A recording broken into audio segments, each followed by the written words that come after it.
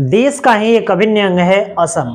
आप लोग देख रहे हैं कि असम में किस तरह से तबाही मची हुई है पिछले कुछ दिनों से, क्योंकि वहां बहुत ज्यादा फ्लड बाढ़ आया हुआ है, जिसके चलते वहां की जनजीवन अस्त व्यस्त हो चुकी है।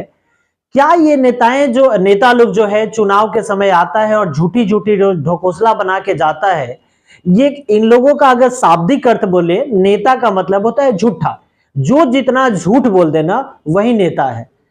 क्योंकि इस तरह की कहानी जो है चुनाव के समय लोगों को दिमाग में भरना, लोगों को इस तरह से गलत मैसेज देके करना कि ये हो जाएगा तो ये कर देंगे। क्या जनता ही मासूम है क्या?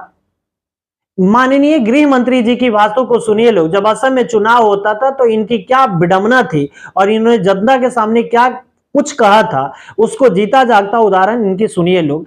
और क्या ऐसे लोगों को, कोई भी पॉलिटिकल पार्टी हो, लोग इस तरह से झूठे आदमी को कभी वोट कर सकता है क्या? आप सुन सकते हैं।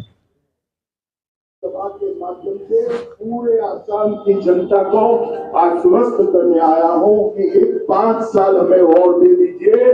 आसाम को बाढ़ मुक्त बनाने का काम भारतीय जनता पार्टी की तरफ मैं आज इस सभा के अब सुनिए, अब 5 साल देते रहे, 5 साल देते रहे, हर चुनाव में तो यही जाके कहता है लोग कि 5 साल मुझे ये दे दीजिए, 5 साल के बाद मैं उसे स्वर्ग बना दे। मुझे लग रहा है कि 5 साल में यही लोग सबसे बड़ा आदमी बनता है। एक विधायक जीत जाए 5 साल में, करोड़ों की प्रॉपर्टी हो जाती है। एक एमपी बन जाए 5 साल में, उसकी करोड़ों की प्रॉपर्टी हो जाती है। लेकिन जनता की स्थिति जो है ना, उससे भी बदतर होती चली जा रही है। इसमें कोई बाढ़ में आम लोगों को परेशानी हुआ है, किसी भी बड़े लोगों को कोई परेशानी नहीं है, पैसे है, कहीं भी जाके रह सकता है। लेकिन वैसे आदमी जो कहीं ना कहीं झुग्गी झोपड़ियों में रहता था, वो बहुत ही बुरे दौर से बच्चे को लेके पानी पार करे। कम से कम शर्म नाम की भी तो चीजें होनी चाहिए इन लोगों के अंदर। लेकिन मुझे लग रहा है ना कि ये झूठ बोलने का कहीं ना कहीं क्लास करता है।